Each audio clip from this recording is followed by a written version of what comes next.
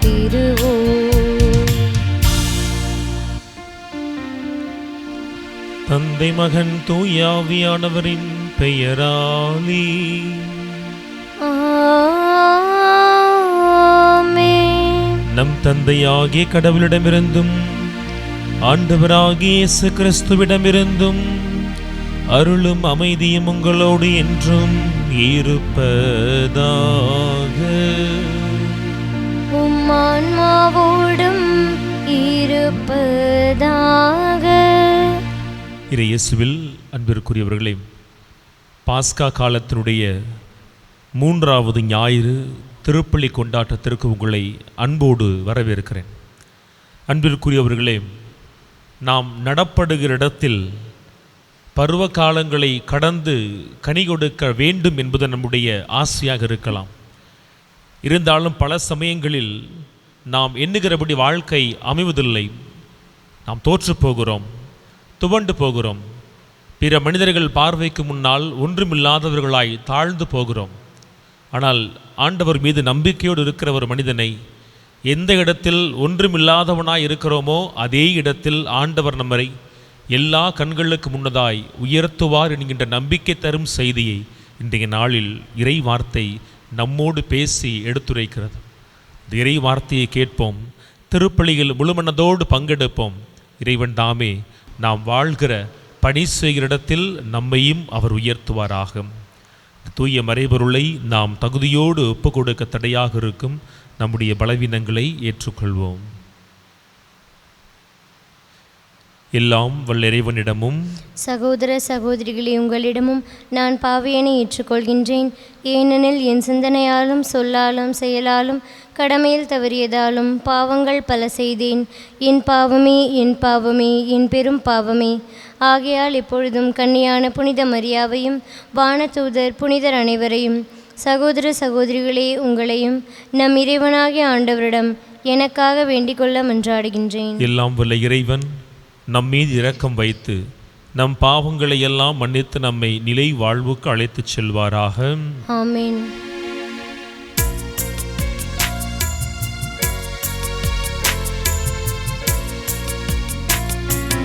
ஆண்டவரே இரக்கமாயிரும். ஆண்டவரே இரக்கமாயிரும். கிறிஸ்துவே இரக்கமாயிரும். கிறிஸ்துவே இரக்கமாயிரும். ஆண்டவரே இரக்கமாயிரும். ஆண்டவரே இரக்கமாயிரும்.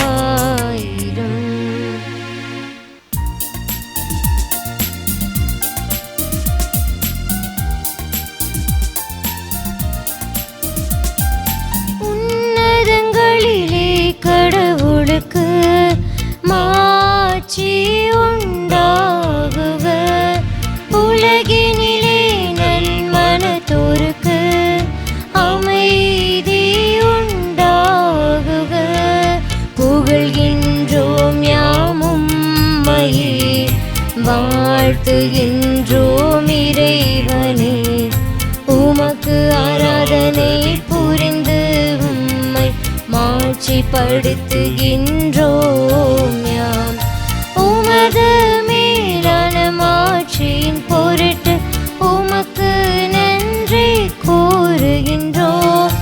ஆண்டவராகிய இறைவனே, இணையில்லாத விண்ணரசே, ஆற்றல் அனைத்தும் கொண்டு இலங்கும் வல்ல தந்தை இறைவனே, ஒரே மகனாக உதித்த ஆண்டவர் இயேசு கிறிஸ்து இறைவனே. ஆண்டவராகிய இறைவனே, இறைவனின் திரு செம்மறியே, தந்தை நின்று என்றென்றுமாக உதித்த இறைவன் மகனே நீர். உலகின் பாவம் போக்க போக்குபவரே, நீரெம் மீது இறங்குவீர். உலகின் பாவம் போக்குபவரே, எங்கள் மன்றாட்டை ஏற்றருள்வீர். தந்தையின் வலப்பக்கம் வீற்றிருப்பவரே, நீரெம் மீது இறங்குவீர்.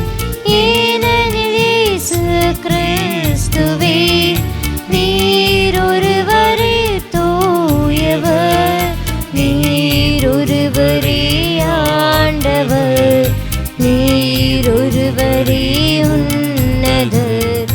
தூய ஆவியோடு தந்தை இறைவனின் ஆட்சியில் இருப்பவர் நீரே.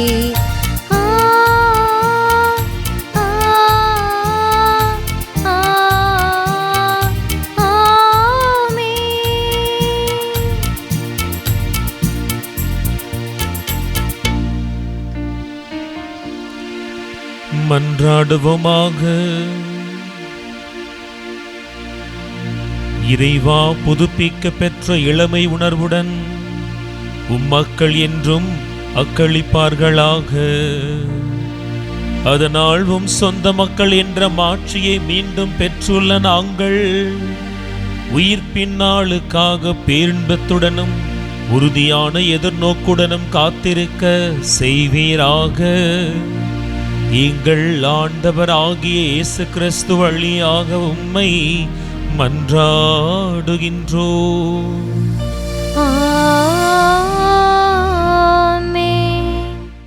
முதல் வாசகம். இவற்றுக்கு நாங்களும் தூய ஆவியும் சாட்சிகள். திருத்தூதர் பணிகள் நூலிலிருந்து வாசகம். அதிகாரம் 5, இறை வசனங்கள் 27 முதல் 32 முடிய மற்றும் 40-41. அந்நாள்களில் தலைமைக்குரு திருத்தூதர்களை நோக்கி, நீங்கள் இந்த இயேசு பற்றி கற்பிக்கக்கூடாது என்று நாங்கள் கண்டிப்பாய் கட்டளையிடவில்லையா? என்றாலும் எருசலேம் முழுவதும் நீங்கள் கற்பித்து வருகிறீர்கள்.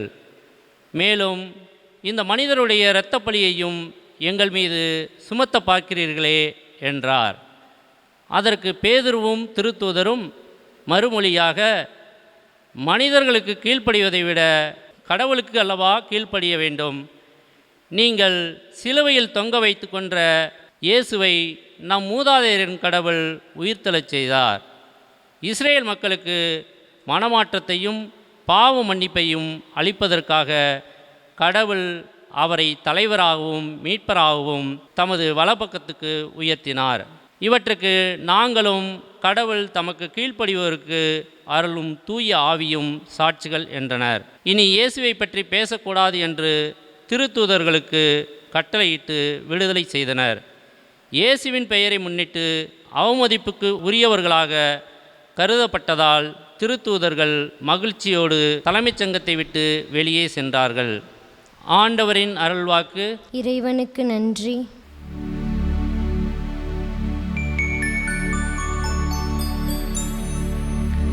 பதிலுரை திருப்பாடல் 30. நாம் பாட வேண்டிய பதிலுரை. ஆண்டவரே, உம்மை புகழ்வேன், ஏனெனில் என்னை கை தூக்கி விட்டீர்.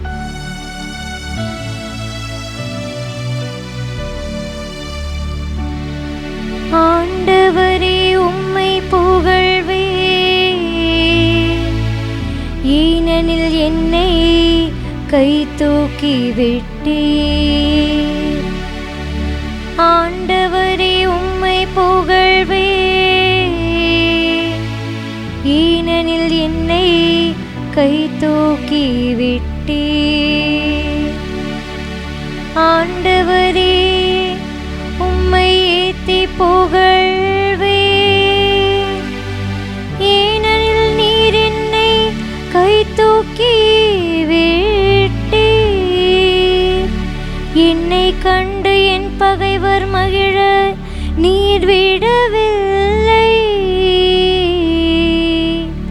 ஆண்டவரே, நீர் என்னை பாதாளத்திலிருந்து ஏறி வர செய்தீர். சாவு குழியில் இறங்கிய எனது உயிரை காத்தீர்.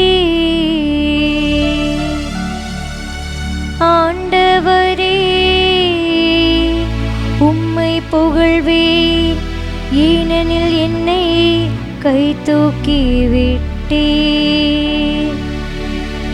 இறையன்பரே, ஆண்டவரை புகழ்ந்து பாடுங்கள். தூயவராம் அவரை நினைத்து நன்றி கூறுங்கள். அவரது சினம் ஒரு நொடி பொழுதுதான் இருக்கும். அவரது கருணையோ வாழ்நாள் முழுதும் நீடிக்கும். மாலையில் அழுகை, காலையிலோ ஆர்ப்பரிப்பு.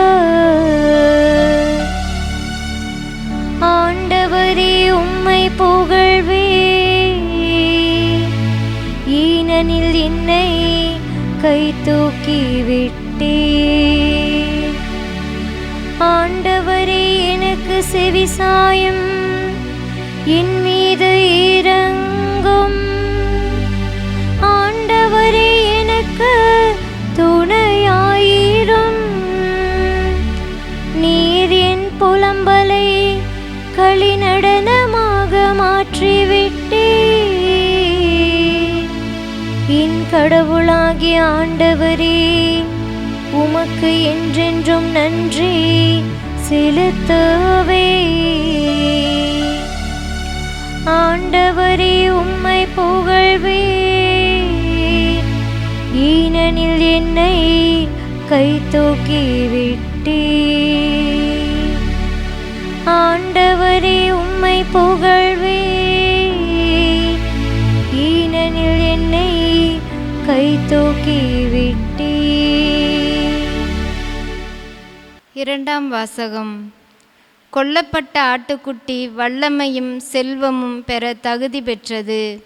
திருத்தூதர் யோவான் எழுதிய திருவெளிப்பாட்டில் இருந்து வாசகம். அதிகாரம் 5, இறைவசனங்கள் 11 14 முடிய. யோவான் நான் பார்த்து கொண்டிருக்கும்போது அரியணையும் உயிர்களையும் மூப்பர்களையும் சுற்றி நின்ற கோடிக்கணக்கான வானதூதர்களின் குரலை கேட்டேன். கொல்லப்பட்ட ஆட்டுக்குட்டி வல்லமையும் செல்வமும் ஞானமும் ஆற்றலும் மாண்பும் பெருமையும் புகழ்ச்சியும் பெற தகுதி பெற்றது என்று அவர்கள் உரத்த குரலில் பாடிக்கொண்டிருந்தார்கள். பின்பு விண்ணுலகு, மண்ணுலகு, கீழுலகு, கடல் எங்கும் இருந்த படைப்புகள் அனைத்தும் அவற்றில் இருந்த ஒவ்வொன்றும் அரியணையில் வீற்றிருப்பவருக்கும் ஆட்டுக்குட்டிக்கும் புகழ்ச்சியும் மாண்பும் பெருமையும் ஆற்றலும் என்றென்றும் உரியன என்று பாடக் கேட்டேன். அதற்கு அந்த 4 உயிர்களும் ஆமேன் என்றன. மூப்பர்கள் விழுந்து வணங்கினார்கள். ஆண்டவரின் அருள்வாக்கு. இறைவனுக்கு நன்றி.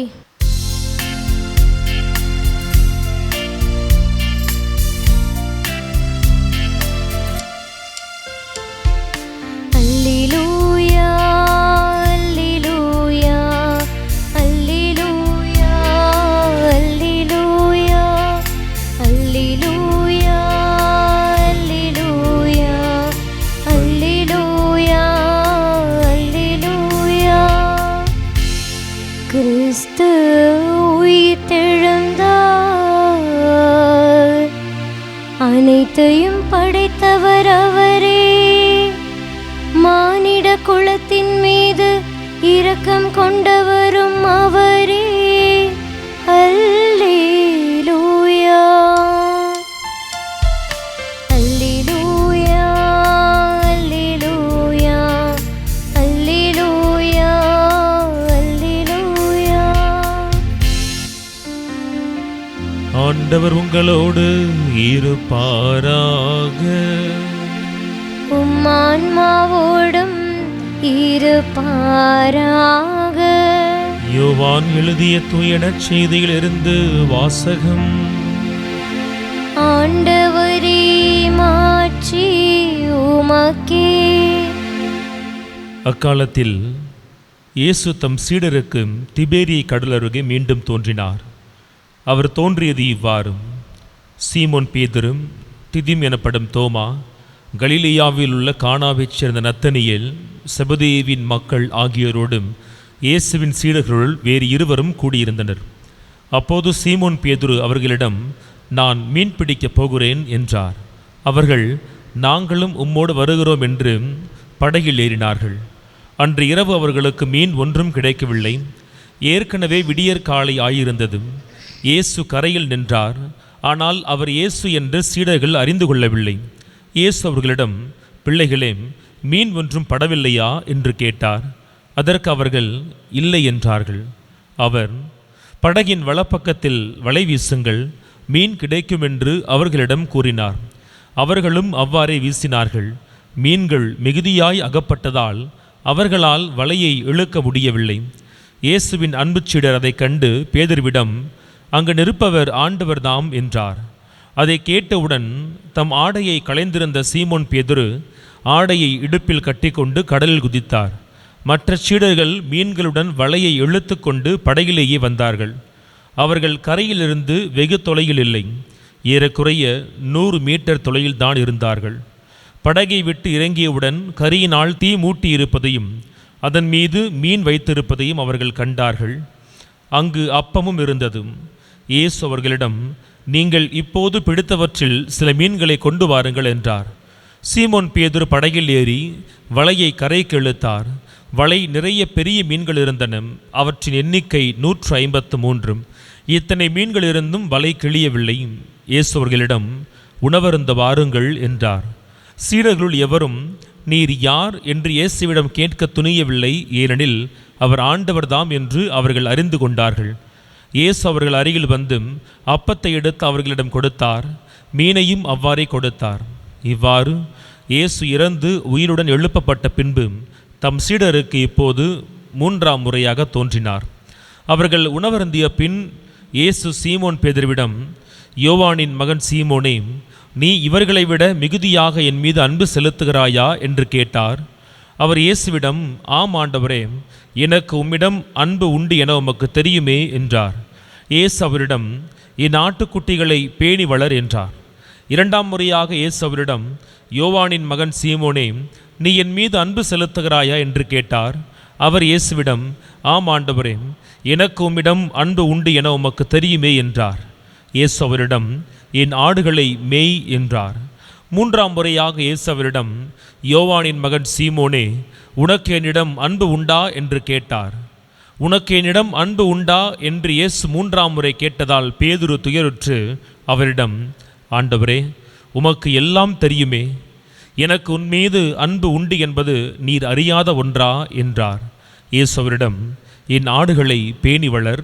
நீ இளைஞனாக இருந்தபோது நீயே இடையை கட்டிக்கொண்டு உனக்கு விருப்பமான இடத்தில் நடமாடி வந்தாய். உனக்கு முதிர்ந்த வயது ஆகும்போது நீ கைகளை விரித்து கொடுப்பாய். வேறொருவர் உன்னை கட்டி உனக்கு விருப்பமில்லாத இடத்திற்கு கூட்டிச் செல்வர் என உறுதியாக உனக்கு சொல்லுகிறேன் என்றார். பேதுரு எவ்வாறு இறந்து கடவுளை மாட்சிப்படுத்தப் போகிறார் என்பதை குறிப்பிட்டே இயேசு இவ்வாறு சொன்னார். இதை சொன்ன பின் பேதுருவிடம், என்னை பின்தொடர் என்றார். ஆண்டவரின் அருள்வாக்கு. கிறிஸ்துவே உமக்கு புகழ். ஆண்டவர் இயேசுவில் பிரியமானவர்களே, இன்றைய திருவழிபாட்டினுடைய வாசகங்களுள் நற்செய்தி வாசகத்தை மையப்படுத்தி இறைவார்த்தையை உங்களோடு நான் பகிர்ந்து கொள்ள ஆசைப்படுகிறேன். அன்பிற்குரியவர்களே, நம்மில் பலருக்கு பேதுருவை குறித்து சிந்திக்கிற பொழுது மனதில் முதலில் எழுகிற என்ன ஓட்டம் என்ன? பேதுரு இயேசுவை மறுதலித்தார் என்பதுதான். நம்முடைய கத்தோலிக்க திரு அவையை காண்கிற அநேக சபையினர் சொல்லுகிற குற்றச்சாட்டு என்ன? நீங்கள் உங்களை பேதுருவின் மீது கட்டப்பட்டவர்களாய் பெருமை பாராட்டுகிறீர்களே, ஆனால் அந்த பேதுரு என்ன செய்தார்? இயேசுவை தெரியாது என சொன்னார். நீங்கள் அந்த பேதுருவினுடைய வழிவந்தவர்களாய் திருத்தந்தைக்கு கீழ்ப்படுகிறன்னு சொல்லி குற்றச்சாட்டு சொல்லுவார்கள். ஆனால் அன்பிற்குரியவர்களே, யோபு நூலிலே வாசிக்கிறோம், உன்னுடைய தொடக்கம் எளியதாய் இருந்தாலும் உன் எதிர்காலம் வளமை மிக்கதாக இருக்கும் என சொல்லி, நம் கண்களுக்கு முன்னால் பேதுரு மறுதலித்தவராய் தெரிகிற பொழுது இயேசுவின் கண்களுக்கு முன்னால் பேதுரு எப்படி தெரிந்தார் என்பதை இன்றைய நாளினுடைய நற்செய்தி வாசகம் மிக தெளிவாய் சொல்லுகிறது. 3 முறை மறுதலிக்கிற பேதுருவை இயேசு அழைக்கவில்லை. மாறாக இன்றைய நற்செய்தியில் பாருங்களே, மறுதலிக்கிற பேதுருவை அல்லை, மறை சாட்சியாய் மாறுகிற பேதுருவை தான் இயேசு கிறிஸ்து அழைக்கிறார். ஆம் அன்பிற்குரியவர்களே, 3 முறை எனக்கு அவரை தெரியாது, எனக்கு அவரை தெரியாது, எனக்கு அவரை தெரியாதுன்னு சொன்ன பேதுருவிடத்திலே இயேசு மீண்டுமாய் 3 முறை அதே கேள்வியை கேட்கிறார். 3 முறையும் பேதுரு பதில் கொடுத்தார் என்பது தெரியும். ஆண்டவரே, நான் அன்பு செய்கிறேன்னு சொல்லி அவர் கொடுத்த 3 பதில்களில் 3ஆவதாய் பேதுரு சொன்ன பதில் இயேசுவுக்கு முன்னதாகவே தெரியும். எதுவுமே இயேசுவுக்கு புதிதல்ல. யார் காட்டி கொடுப்பார், யார் மறுதலிப்பார், யார் ஓடி செல்வார் என எல்லோருக்கும் இயேசுவுக்கு தெரியும். இருந்தாலும் அது வாழ்க்கையினுடைய முதல் பாதி. நற்செய்தியில் வாசிக்கிறோம் பாருங்களே, நீ இளைஞனாய் இருக்கிற பொழுது உன் விருப்பப்படி இருப்பாய், ஆனால் நீர் முதிர் வயதினாய் மாறுகிற பொழுது உன்னை கட்டி இழுத்து செல்வாங்கன்னு சொல்வதை பேதுருவுடைய வயதை வைத்து நாம் பார்க்கக்கூடாது. இங்கே இளமை முதிர்ச்சி என்பது வயது சார்ந்தது அல்ல, ஆண்டவரில் அவர்கள் கொண்டிருக்கிற ஒன்றிப்பை. பேதுருவே, நீ என்னோடு இருந்த பொழுது நீ இளைஞனைப் போல இருந்தாய். உன்னுடைய முதிர்ச்சியும் என்னை பற்றிய உன்னுடைய அறிவும் எனக்கான உன்னுடைய தாகமும் எனக்காய் நீ தாங்க காத்திருந்த சிலுவைக்கான வேகமும் குறைவு. நீ உன் விருப்பப்படி இருந்தாய், ஆகவேதான் மறுதலிக்க தோன்றியது. ஆனால் நீ முதிர் வயதுடையவனாய் என் நம்பிக்கையிலே நீ முதிர்ச்சி அடைகிற பொழுது, நான் யார் என்பதை அறிந்து கொள்ளுகிற பொழுது, என்னை ஏன் இயேசு அளித்தார் என்பதை தெரிந்து கொள்ளுகிற பொழுது நீ முதிர்ச்சி அடைவாய். அந்த முதிர்ச்சி உன்னை என்னை போல ஒரு மறைசாட்சியாய் எனக்குரியவனாய் மாற்றும் என்பதை இயேசு அறிந்திருந்தார். 2 முறை பேதுரு பதில் சொல்லுவார், ஆம் இயேசுவே, நான் அன்பு செய்கிறேன்னு சொல்லி. ஆனால் 3ஆவது முறை பேதுரு சொல்லுகிற பதில் ரொம்ப ஆழமாக இருக்கும். அவன் சொல்லுவார், ஆண்டவரே, உமக்கு எல்லாம் தெரியும். ஆண்டவரே, உமக்கு எல்லாம் தெரியும். எவ்வளவு பெரிய வார்த்தை! இதே யோவான் 2:25 வாசிக்கிறது. மனிதரை குறித்து யாருமே அவர்கிட்ட சொல்ல வேணாம்ப்பா, ஏன்னா மனித உள்ளத்தில் இருப்பதை இயேசு கிறிஸ்து அறிந்திருக்கிறார்னு வாசிக்கிறோம் பார்த்தீங்களா யோவானில். அதை இந்த இடத்தில் மீண்டுமாய் பேதுரு பதிவிடுகிறார். இயேசுவே, நான் உன்னை அன்பு செய்கிறேன்னு சொல்லி உமக்கு சொன்னால் தான் தெரியுமா நான் யார் என்பதை நீ அறிந்திருக்கிறீரே? இங்குதான் பேதுருவினுடைய ஆழமான நம்பிக்கை வெளிப்படுகிறது. நாம் எல்லாம் முதல் பாதியிலேயே இளைஞனாய், நம்பிக்கை வாழ்க்கையில் இளைஞனாய் இருந்த பேதுருவின் அந்த முதல் பகுதியில் நின்று விடுகிறோம். அவர் மறுதலித்தார்னு சொல்லி. ஆனால் பேதுரு பாருங்களே, என்னுடைய பலவீனத்தோடு சேர்த்து நான் யார் என்பதை இயேசு அறிந்திருக்கிறார் என்பதை இன்னைக்கு பேதுரு சொல்லுகிறார். ஆண்டவரே, உமக்கு எல்லாம் தெரியுமே. என் பலவீனம் உமக்கு தெரியும், என் பலம் உமக்கு தெரியும். நான் எப்படி வாழ்ந்தேன், எப்படி மறுதலித்தேன்னு தெரியும். என் வாழ்க்கை எப்படி போக போகுதுன்னு கூட உமக்கு தெரியுமே. இந்த கேள்வி நீங்கள் கேட்டு அதுக்கு நான் பதில் சொன்னாதான் உங்களுக்கு தெரியுமா என்பது போல தான் அவர் சொல்லுகிற விதம். ஆண்டவரே, உமக்கு எல்லாம் தெரியும். ஆம் அன்பிற்குரியவர்களே, பேதுருவை இயேசு அவ்வண்ணமாய் அழைக்கிறார். உன் முதல் பாதியிலே நீ எப்படி இருந்தால் என்ன, 2ஆம் பகுதியில் உன்னை நான் பயன்படுத்த இருக்கிறேன், எனக்குரிய பாத்திரமாய் நீ மாற இருக்கிறாய்னு சொல்லி எந்த இயேசு கிறிஸ்து பேதுருவின் மீது நம்பிக்கை வைத்தாரோ அந்த நம்பிக்கை இன்றளவும் பொய்த்து போகவில்லை. இன்னைக்கு வரைக்கும் கூட முதல் திருத்தந்தையான பேதுருவின் மீது கட்டி எழுப்பப்பட்ட திரு அவையின் பணியாளர்கள் வழியாக இறை வார்த்தை உங்கள் வாசற்படிகளுக்குள், உங்கள் உள்ளங்கைக்குள் வந்து சேருதுன்னு சொன்னால் எதற்காய் இயேசு பேதுருவை அழைத்தாரோ அந்த பணி முழுமையாய் நிறைவேறுது. பேதுருவிடத்தில் இயேசு சொன்ன கடைசி வார்த்தை என்ன? நீ என்னை பின்தொடர்ந்து வா அப்படின்னு சொல்வது தான். பேதுருவே, உனக்கு எந்த விதமான குற்ற உணர்ச்சி வேண்டாம். நீ தனியென ஒரு பாதையில் நடக்க வேண்டாம். உனக்கு முன்னால் உன் ஆண்டவராகிய நான் பயணித்திருக்கிறேன். நீ என் மந்தைகளை பேணி வளர்த்து எனக்கு பின்னால் வான் சொல்கிறாரே, அந்த பேதுரு இந்த இயேசுவை போல தன் அழைப்பை முழுமையாக வாழ்ந்தவர். ஆம் அன்பிற்குரியவர்கள், இயேசு இறந்த பொழுது சற்று யோசித்து பாருங்களேன். இப்படி பாடுபட்ட இயேசுவாய், மரணித்த இயேசுவை அந்த சமூகம் எப்படி பார்த்திருக்கும்? ஒளிஞ்சாண்டா.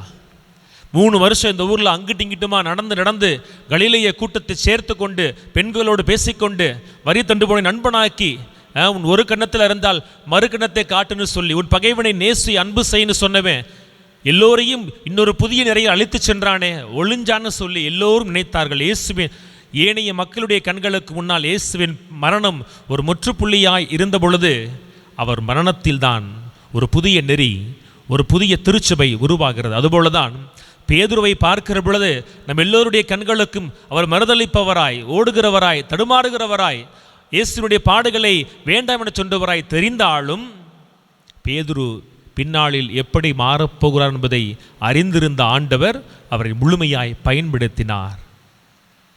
இது இன்று நாம் பின்புலமாய் வைத்துக்கொள்ள வேண்டிய ஒரு செய்தி.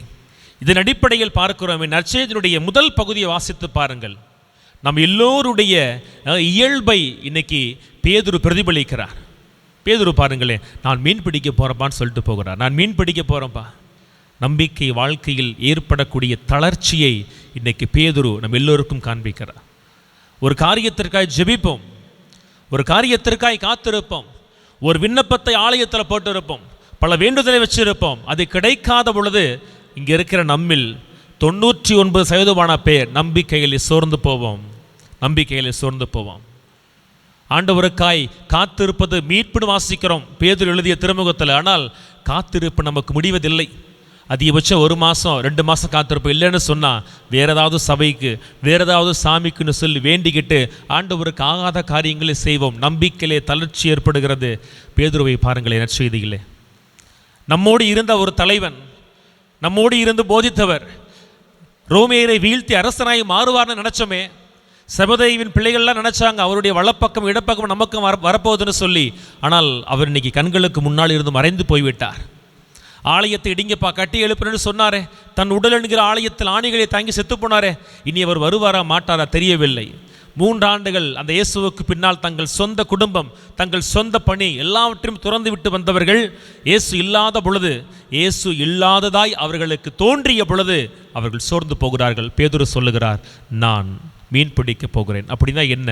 நான் மீண்டுமாய் என் பழைய வாழ்க்கைக்கு போகிறேன். எனக்கு ஒரு அழைப்பு கொடுக்கப்பட்டது. 100, 200, 300 ஆண்டுகளுக்கு முன்னால் என் மூதாதையர் வணங்கிய தெய்வம் வேறு, நான் வணங்கிய தெய்வம் வேறு, வழிபட்ட தெய்வம் வேறு. ஆனால் கடவுள் என்னை தந்தை மகன் தூயாவின் திருமுழுக்கை கொடுத்து எனக்கு ஒரு அழைப்பை கொடுக்கிறாரு.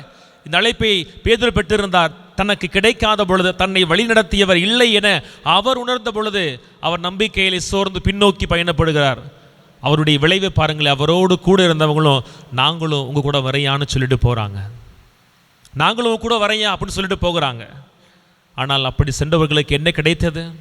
ஒன்றுமே கிடைக்கவில்லை. நாம் யோவான் 15 வாசிப்போம் பாருங்களே. ஒரு செடியும் ஒரு கொடியும் எப்படி இருக்கணும்னு சொல்லி ஏசு அழகாய் சொல்லுவார். நான் செடி போல இருக்கிறேன், நீங்கள் என்னை சார்ந்திருக்கிற கொடியாக இருக்கிறீர்கள். இந்த கொடி செடியோடு இணைந்திருக்கிற பொழுது மட்டும்தான் அது பலன் தர முடியும் வாசிக்கிறோமே. செடியாகிய இயேசுவை விட்டு பேதுருவும் அவரோடு இந்த சீடர்களும் விலகி தங்கள் பழைய வாழ்க்கைக்கு சென்ற பொழுது அவர்களுக்கு கிடைத்த பலன் என்ன தெரியுமா? ஒன்றுமே கிடைக்கவில்லை. இறைவார்த்தை சொல்லுவது, இரவு முழுவதும் அவர்கள் உழைத்தார்கள், ஆனால் அவர்களுக்கு ஒரு மீன் கூட கிடைக்கவில்லை. அன்பிற்குரியவர்களே, இந்த இடத்தில் இன்னும் ஆழமான ஒரு செய்தியை பெற்றுக்கொள்ள வேண்டும். ஆண்டவரை விட்டுவிட்டு நாம் மீண்டுமாய் பழைய வாழ்க்கைக்கு போகிற பொழுது என் சொந்த முயற்சியால் வாழ முடியும் உழைக்கிறோமா? அந்த உழைப்பு நமக்கு பலன் கொடுக்காது. ஆனால் பாருங்கள், ஆண்டவர் தேடி வருகிற பொழுது அங்கே ஒரு மிகப்பெரிய அற்புதம் நடக்குது. என்ன செய்கிறார்? இயேசு மீன் கிடைக்கலையான்னு கேட்குறார். அதுவும் ரொம்ப பாசத்தோடு ஆரம்பிப்பார். பிள்ளைகளேன்னு சொல்லுவார். இதுவரை சீடர்கள் நண்பர்கள்னு சொன்ன இயேசுனுடைய வார்த்தை எப்படி மாறுது? பிள்ளைகளே, உங்களுக்கு ஒன்று மீன் கிடைக்கலையான்னு சொல்லிட்டு ஆம்னு சொல்லுவாங்க. இயேசு சொல்லுவார், நீங்கள் இந்த இடத்துல வலைகளை வீசுங்கள். இரவு முழுவதும் எந்த இடத்தில் வலைகளை வீசி மீன்களுக்காய் அலைந்தார்களோ, எந்த இடத்தில் ஒன்றும் கிடைக்கவில்லை. பாருங்களே, குறைந்த அளவு மீன் சொல்லி இறைவார்த்தை சொல்லலை. யோவான் ரொம்ப தெளிவாக சொல்கிறார், இரவு முழுவதும் உழைத்தவர்களுக்கு ஒன்றும் கிடைக்கவில்லை.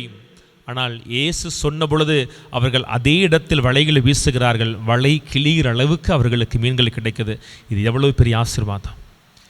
பேதுருவே, என் அன்பு பிள்ளைகளே, எந்த இடத்தில் உங்களுக்கு இரவெல்லாம் நீங்கள் உங்கள் உழைப்பை நம்பி சென்ற பொழுது ஒன்றும் கிடைக்கவில்லையோ, அதே இடத்தில் உங்கள் வலைகள் கிழிகிறபடியாக மீன்களை நான் கொடுப்பேன்னு சொல்லி கடவுள் அவர்களுக்கு ஒரு மிகப்பெரிய அதிசயத்தை அங்கே செய்கிறார்.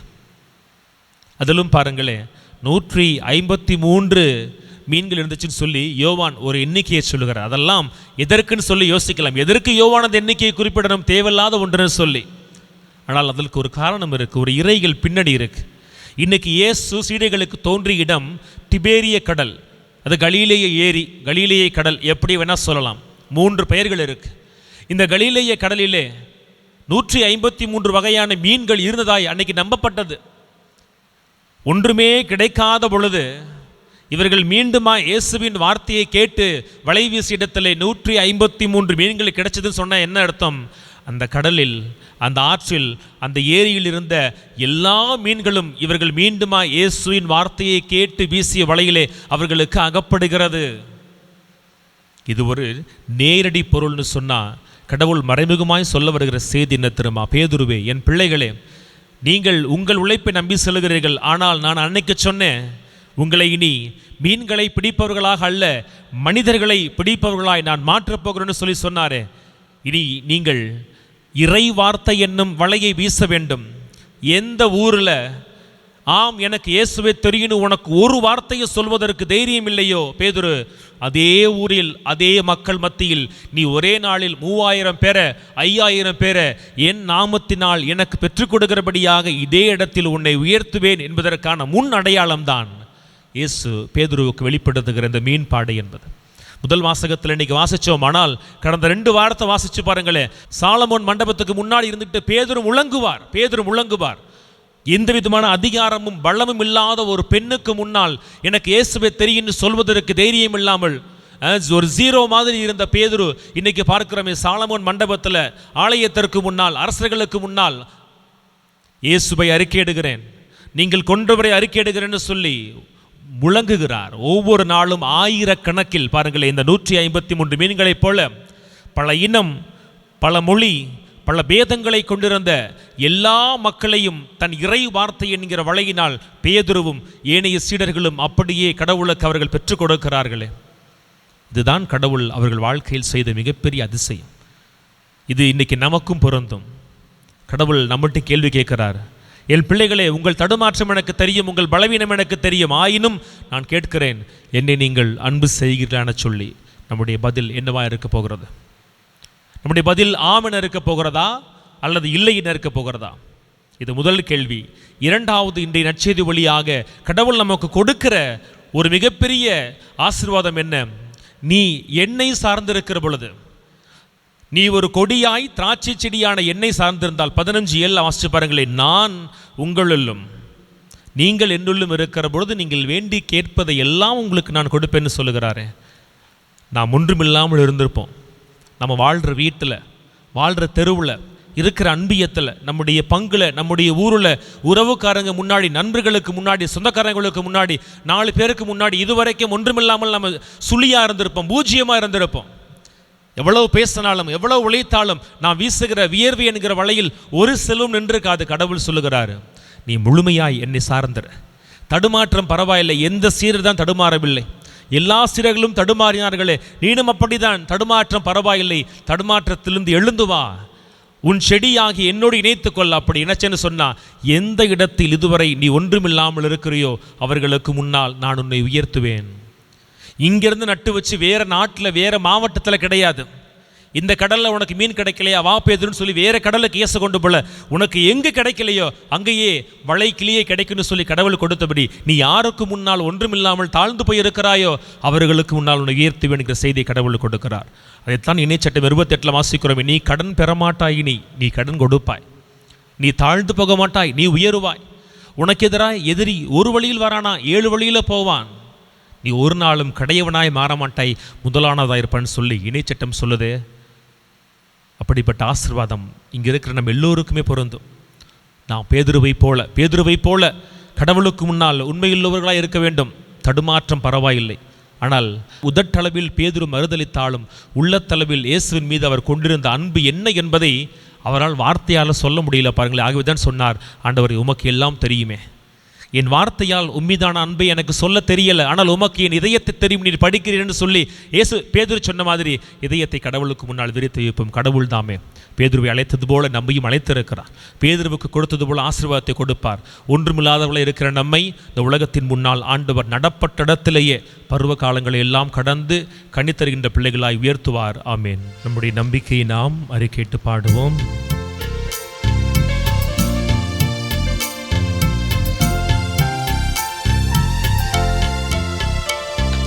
விண்ணையும் மண்ணையும் படைத்தவராம் கடவுள் ஒருவர் இருக்கின்றார், தந்தை மகன் தூய ஆவியராய்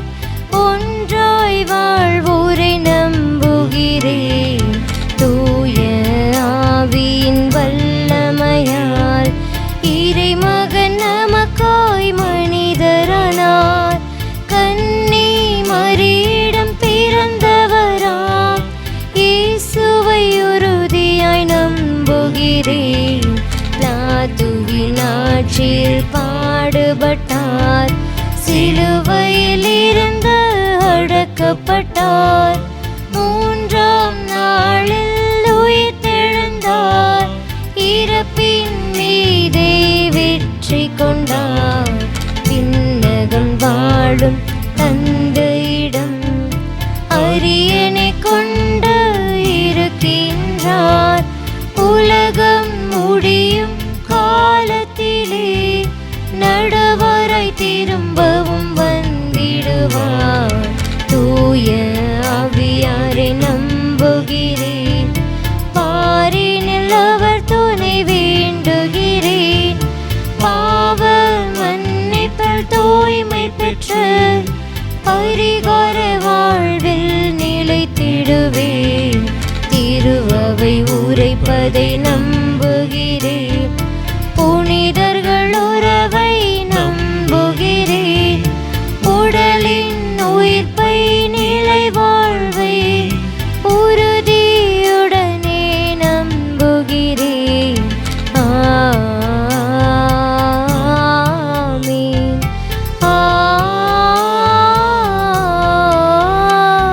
ஆமென்.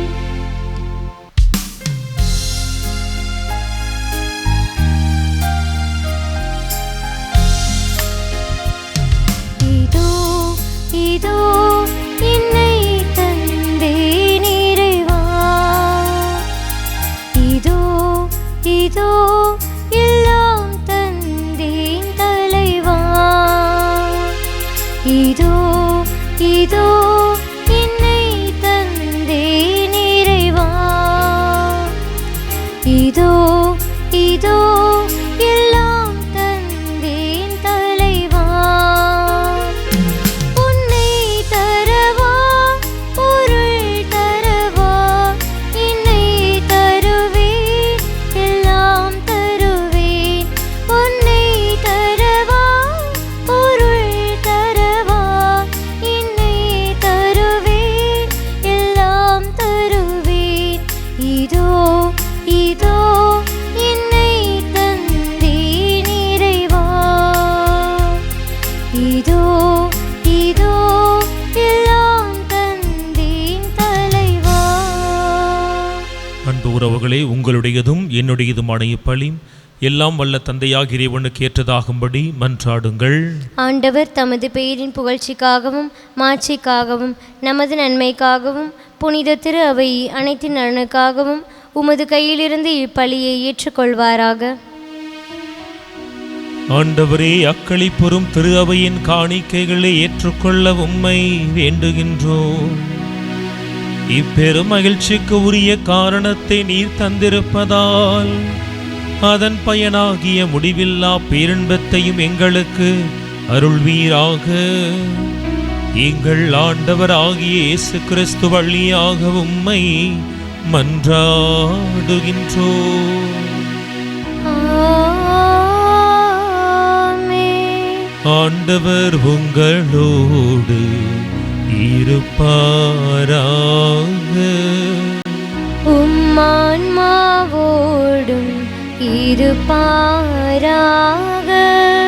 இதயங்களை மேலே எழுப்புங்கள், ஆண்டவரிடம் எழுப்பியுள்ளோம். நம் இறைவனாகிய ஆண்டவருக்கு நன்றி பாடுவோம். அது தகுதியும் நீதியுமானதே.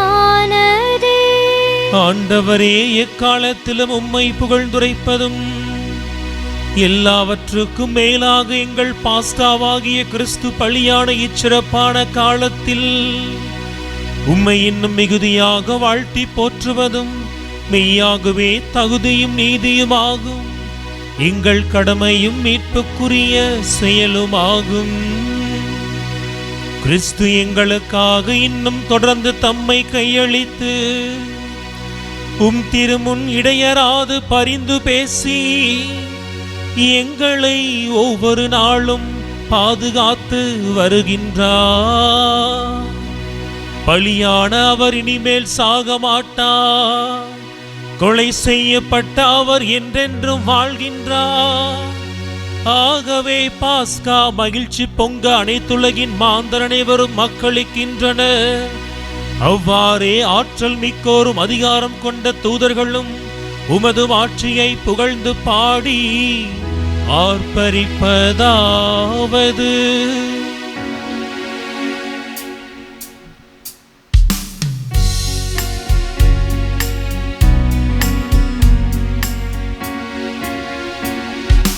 தூயவர் தூயவர் தூயவர் வான் படைகளின் கடவுளாம் ஆண்டவர். விண்ணகமும் மண்ணகமும் உமது மாட்சியால் நிறைந்துள்ளன. உன்னதங்களிலே ஓசன்னா, உன்னதங்களிலே ஓசன்னா. ஆண்டவர் பெயரால் வருகிறவர் ஆசி பெற்றவர். உன்னதங்களிலே ஓசன்னா, உன்னதங்களிலே ஓசன்னா, ஓசன்னா. ஆண்டவரின் மெய்யாகவே தூயவர், தூய்மை அனைத்துக்கும் ஊற்றும். ஆகவே உம்முடைய ஆவியை பொழிந்து இக்காணிக்கைகளை தூய்மைப்படுத்த வேண்டுகிறோம். இவ்வாறு எங்கள் ஆண்டவர் இயேசு கிறிஸ்துவின் உடலும் இரத்தமுமாக எங்களுக்கு இவை மார்பனவாகும். அவர் பாடுபட உளம் கடிந்து தம்மை கையளித்த போதும் அப்பத்தை எடுத்து நன்றி செலுத்தி அதை பிட்டு தம் சீடர்களுக்கு வழங்கி கூறியதாவது: அனைவரும் இதிலிருந்து பெற்று உண்ணுங்கள், ஏனெனில் இது உங்களுக்காக கையளிக்கப்படும் என் உடல்.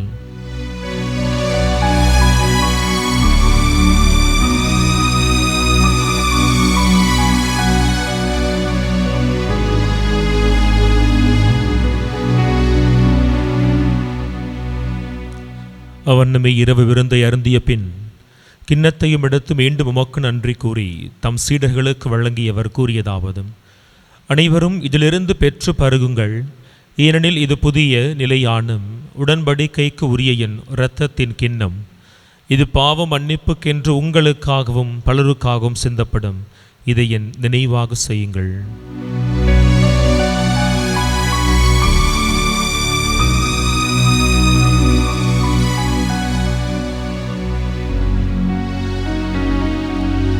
நம்பிக்கையின் மறைபொருள்.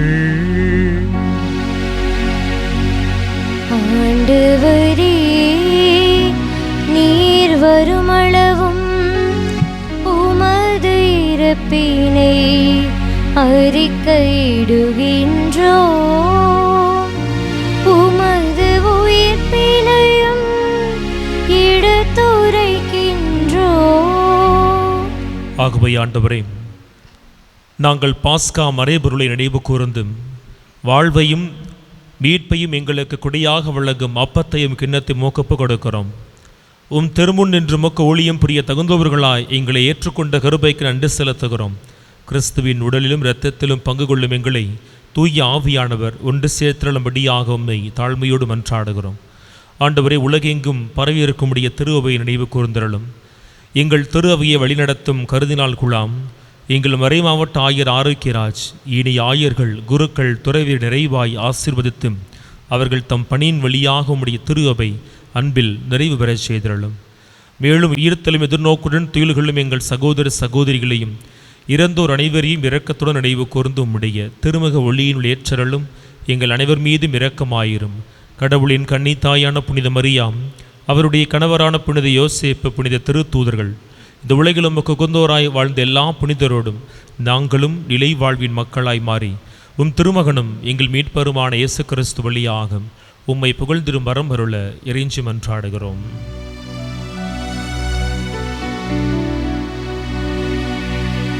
இவர் வழியாக இவரோடு இவரில் எல்லாம் வல்ல இறைவனாகிய தந்தையே, தூய ஆவியாரின் ஒன்றிப்பில்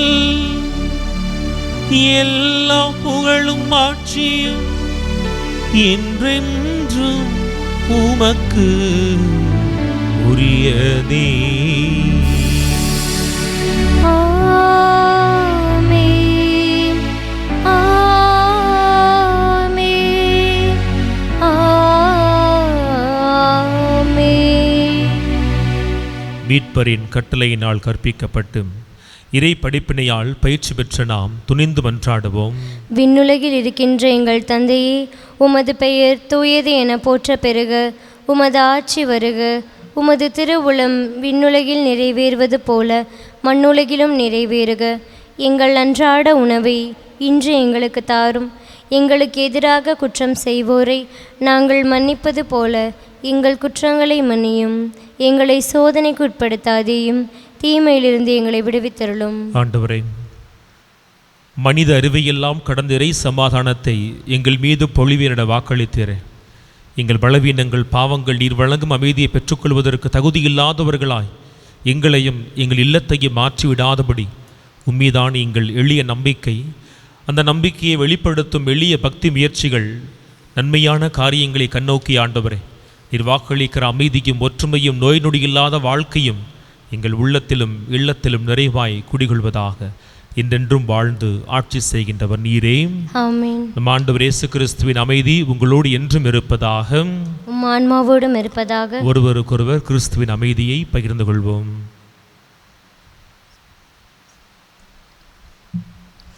உலகின் பாவங்களை போக்கும் இறைவனின் செம்மறியே, எங்கள் மேல் இரக்கமாயிரும். உலகின் பாவங்களை போக்கும் இறைவனின் செம்மறியே, எங்கள் மேல் இரக்கமாயிரும். உலகின் பாவங்களை போக்கும் இறைவனின் செம்மறியே, எங்களுக்கு அமைதியை அளித்தருளும்.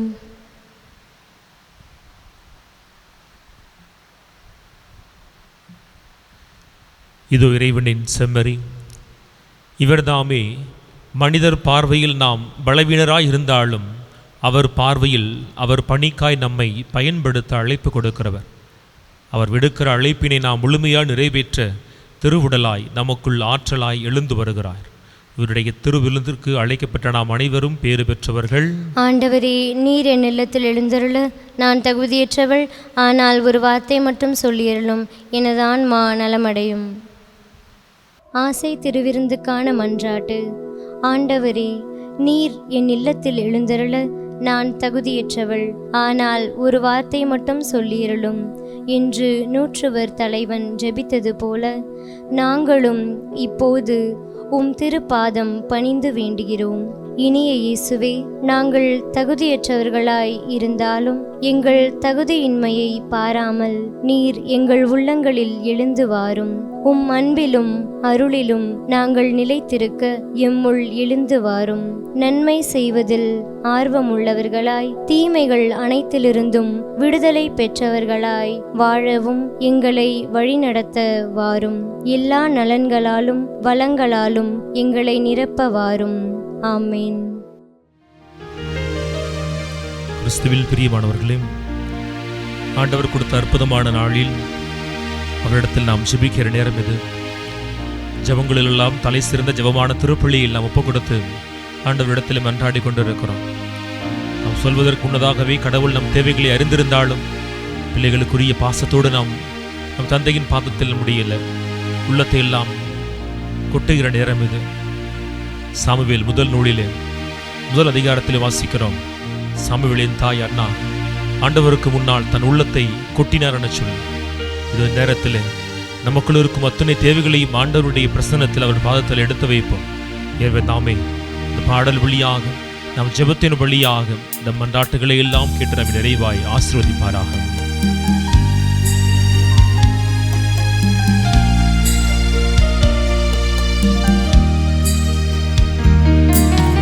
தாய் போல தேற்றி தந்தை போல ஆற்றி தோள் மீது சுமந்திடும் என் இயேசையா. தாய் போல தேற்றி தந்தை போல ஆற்றி தோள் மீது சுமந்திடும் என் இயேசையா. உம்மை போல புரிந்து கொள்ள யாரும் இல்லையே, உம்மை போல அரவணைக்க யாரும் இல்லையே, உம்மை போல புரிந்து கொள்ள யாரும் இல்லையே, உம்மை போல அரவணைக்க யாரும் இல்லையே. நீர் போதும் என் வாழ்விலே இயேசுயா, நீர் போதும் என் வாழ்விலே. அன்பின் ஆண்டவரே, நீர் போதும் என் வாழ்விலே இயேசுயா, நீர் போதும் என் வாழ்விலே. அன்பின் ஆண்டவரே, பேதுருவின் உள்ளத்தை நீர் அறிந்திருந்தீர் ஆண்டவரே. ஆகவேதான் இயேசுவினா எழுப்பிய பொழுது 2 முறை வார்த்தையினால் தன் அன்பின் ஆழத்தை எடுத்து சொல்ல முயன்ற அவர் 3ஆம் முறை, சீமோனே, நீ என்னை அன்பு செய்கிறாய் என கேட்ட பொழுது உமக்கு எல்லாம் தெரியும் என சொன்னார். அதுபோல ஆண்டவரே, நீர் எங்களை தலை முதல் பாதம் வரை அறிந்திருக்கிறீர் ஆண்டவரே. உங்கள் தலைமுடிகள் எல்லாம் எண்ணப்பட்டுள்ளதுன்னு சொன்ன தேவன், உங்கள் கண்ணீரை எல்லாம் என் தோற்பைகளில் சேகரித்து வைத்துள் என்று சொன்ன தேவன், எங்கள் உள்ளத்தை அறிந்திருக்கிறீர் ஆண்டவரே. எங்கள் பலவீனங்கள், எங்கள் காயங்கள், எங்கள் ஏக்கங்கள், எங்கள் முயற்சிகள் எல்லாவற்றையும் அறிந்திருக்கிறீர் ஆண்டவரே. ஏறெடுத்து படித்து பார்த்தரலும். அன்பின் பரலோக பிதாவை, எந்த இடத்தில் ஒன்றுமில்லாதவர்களாய் கரை திரும்பினார்களோ அதே இடத்தில் ஆண்டவரே வலைகள் கிழிகிறபடியாக நீர் சீடர்களுக்கு ஆசிரியை கொடுத்தீர் ஆண்டவரே. நான் இருக்கிற இடத்தை நீர் கண்ணோக்கி பாரும் ஆண்டவரே.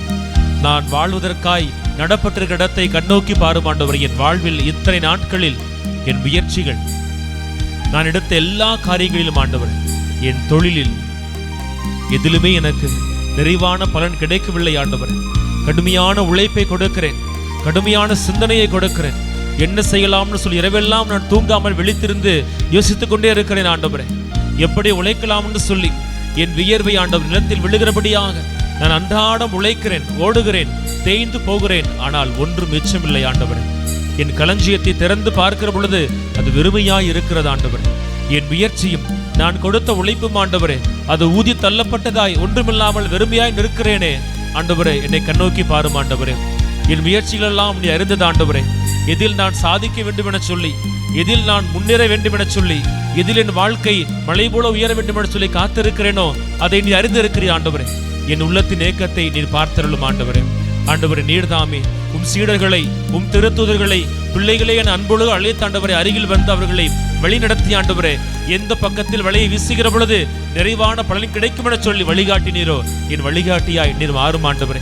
என் மகனே, என் மகளே, உன் உழைப்பை இப்படியாக செலுத்து, நீ இப்படியாக யோசித்துடு, இப்படியாக மனிதர்களை கையாண்டிட சொல்லி தகப்பனே, உம் குரல் எனக்குள் கேட்கும்படியாக ஆண்டவரே நீ எனக்குள் வந்து செயல்படும் ஆண்டவரே. சீடர்களைப் போல வலைகளை கிழிகிறபடியாக என் களஞ்சியம் நிரம்பி வழிந்தோடும்படியாக ஆண்டவரே நான் செல்வத்தை கண்டடைய செய்தருளும். அன்பின் பரலோக பிதாவே, உம் சீடர்களை அழைத்த நீர்தாமே வாழ்க்கையின் இறுதி நாள் வரை அவர்களோடு துணையாக இருந்த ஆண்டவரே சாட்சியுள்ளவர்களாய் மாற்றி இருக்கிறீரே, எங்களுக்கு முன்னால் பாடமாய் வைத்திருக்கிறீரே. அதுபோல ஆண்டவரே, பிறர் கண்களுக்கு முன்னால் எங்களையும் உமது சாட்சிகளாய் நீர் மாற்றி ஆண்டவரே, நாங்கள் வாழ்கிற ஒவ்வொரு நாளும் நன்றியுள்ள பிள்ளைகளாய் உமது சாட்சிகளாய் வாழ்கிற பாக்கியத்தை கொடுத்து ஆண்டவர் வெறுமையாய் கண்ணீரோடு இப்பொழுது ஜெபிக்கிற நாங்கள் ஒரு நாள் ஆண்டவரே அக்களிப்போடு நன்றியின் சாட்சிகளாய் மாறி இதே திருப்பள்ளியிலே உமக்கு நன்றி சொல்லுகிற நாளை நீர் எங்களுக்கு அண்மைப்படுத்தியுள்ளபடியாக தாய் மரியின் பரிந்துரையில் இயேசு கிறிஸ்துவின் நாமத்தில் ஜெபிக்கிறோம். எங்கள் ஜெபம் கேளும் நல்ல பிதாவே, ஆமென்.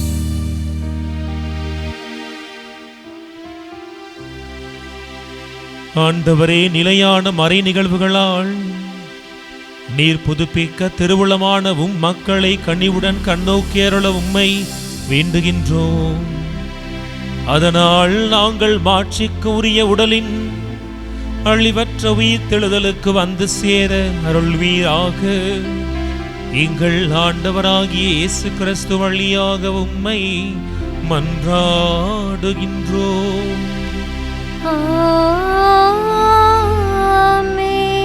ஆண்டவர் உங்களோடு இருப்பாராக. உம் ஆன்மாவோடும் இருப்பாராக.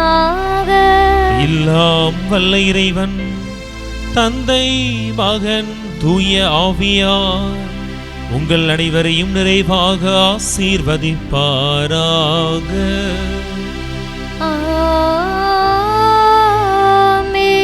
சென்று வாருங்கள், திருப்பலி நிறைவேறிற்று. அல்லேலூயா, அல்லேலூயா. இறைவனுக்கு நன்றி. அல்லேலூயா, அல்லேலூயா.